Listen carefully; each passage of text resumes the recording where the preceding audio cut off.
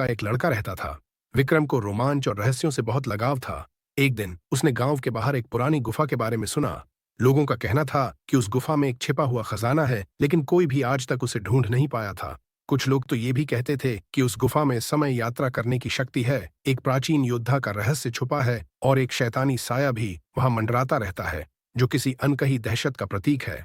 विक्रम ने उस गुफा में जाने का फैसला किया। उसने अपने दोस्तों रिया और अर्जुन को भी अपने साथ लिया। गुफा के प्रवेश द्वार पर पहुंचकर रिया ने कहा, विक्रम, मुझे डर लग रहा है, क्या हमें सच में अंदर जाना चाहिए? विक्रम ने आत्मविश्वास से कहा, डरने की कोई बात नहीं है रिया, हम साथ हैं और हम हर खतरे का सामना करेंगे। वे तीनों गुफा के अंदर गए।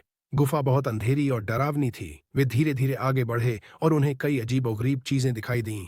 दीवारों पर बने विचित्र चित्र, अजनबी आवाजें, कुछ प्राचीन हथियार और ठंडी हवा के झोंके जो उनकी रूह कंपा देते थे।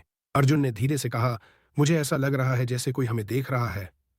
अचानक उन्हें एक चमकती हुई दीवार दिखाई दी। उन्होंने दीवार को छुआ और वह खुल गई। उसके पीछे एक गुप्त कमरा था। कमरे में उन्हें एक पुराना संदूक मिला।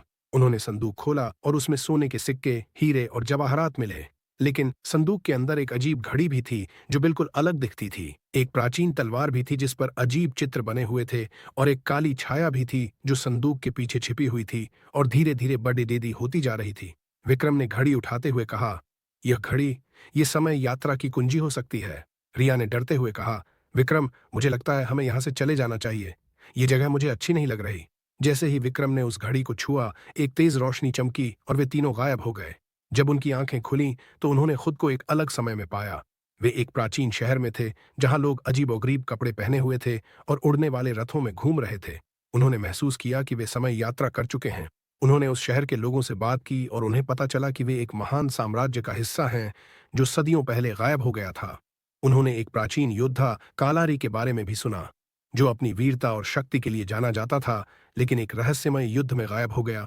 उन्होंने यह भी सुना कि एक शैतानी साया है जो साम्राज्य पर मंडरा रहा है और लोगों को डरा रहा है, और वह साया धीरे धीरे शक्तिशाली होता जा रहा है। विक्रम, रिया और अर्जुन ने कालारे के रहस्य को सुलझाने और शैतानी साये को हराने का फैसला किया। उन्होंने उस साम्राज्य के पुस्तकालयों और मंदिरों का दौरा किया और उन्हें कई रहस्यमय चीजें मिलीं। उन्हें पता चला कि कालारे के पास एक जादुई तलवार थी जो उसे समय यात्रा करने की शक्ति देती थी और शैतानी साये को हराने की क्षमता भी रखती थी। उसी समय उन्हें पता चला कि एक दुष्ट जादूगर जेथर कालारे की तलवार को चुराना चाहता है और शैतानी साये की मदद से साम्राज्य को नष्ट करना चाहता है।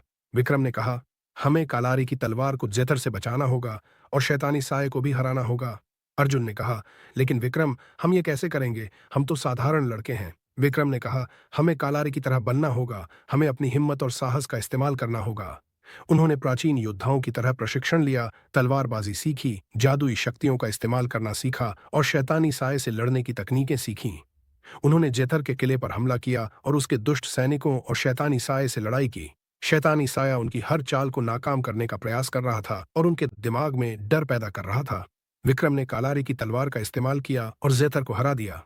रिया और अर्जुन ने अपनी जादुई शक्तियों का इस्तेमाल करके शैतानी साये को हमेशा के लिए नष्ट कर दिया। साम्राज्य के लोगों ने उन्हें धन्यवाद दिया और उन्हें नायक के रूप में सम्मानित किया।